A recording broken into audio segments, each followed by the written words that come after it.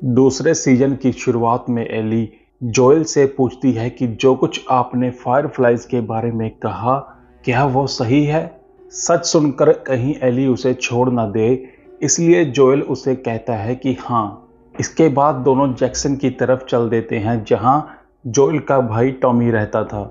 उसी वक्त एबी, जिसके पिता को फायरफ्लाइज के साथ जोएल ने मार डाला था, वह अपने पिता की कब्र पर जोएल को मारने की प्रतिज्ञा लेती है। इसके 5 साल बाद जोएल अतीत को भुला एली को लेकर अपने भाई टॉमी के साथ जैक्सन में एक नई जिंदगी की शुरुआत कर लेता है। गुजरते वक्त के साथ अब एली भी काफी बड़ी हो चुकी थी, इसलिए जोएल अपने दोस्तों से एली को लड़ाई की ट्रेनिंग देने के लिए कहता है।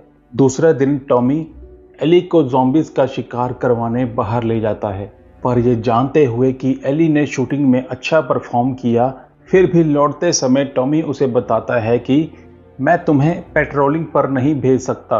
यह सुनकर एली को बहुत गुस्सा आता है। परिणाम स्वरूप टॉमी को उसकी हाँ में हाँ मिलानी पड़ती है।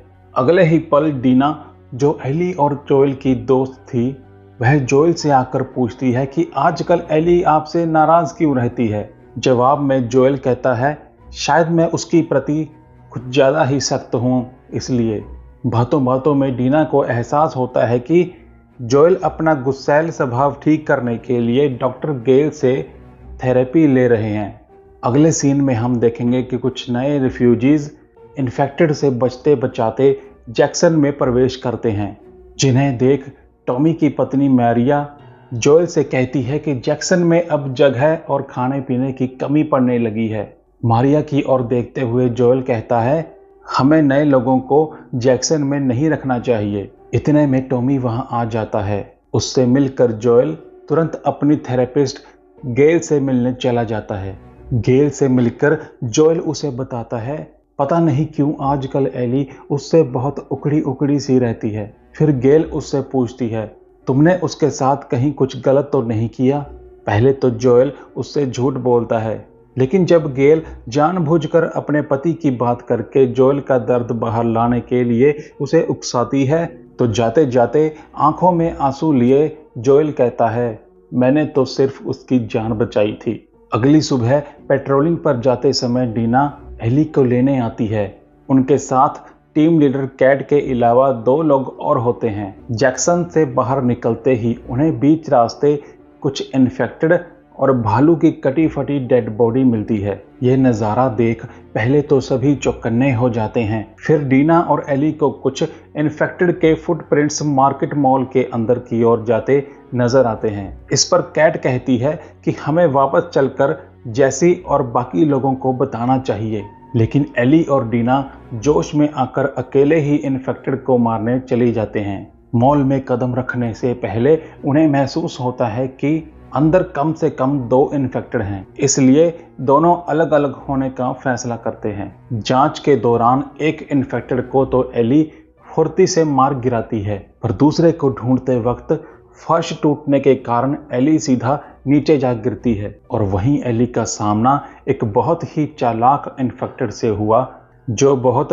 तेज था। वो एली पर पीछे से हमला बोल उसे काट लेता है, पर क्योंकि एली इम्यून थी तो उसे कुछ नहीं होता। आखिरकार एली अपनी पिस्तौल से इन्फेक्टेड को गोली मार देती है।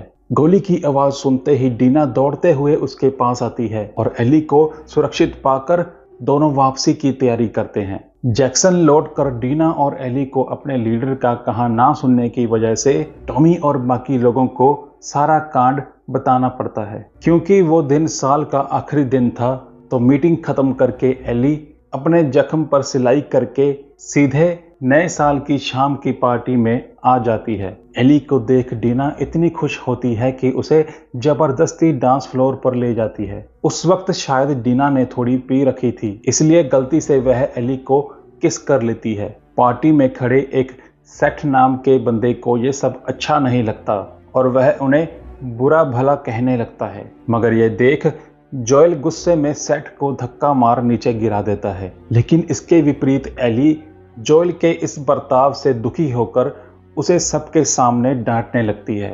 बाद में जोएल इसे अपनी इंसल्ट मानते हुए पार्टी छोड़ सीधा घर के बाहर बैठ गिटार बजाने लगता है और तभी एली उसे देखकर भी अनदेखा करके उसके करीब से गुजरती है। दूसरी तरफ एबी, जो जोएल की तलाश में थी, अपने दोस्तों के साथ खतरनाक इरादों को अंजाम देने निकल पड़ती है।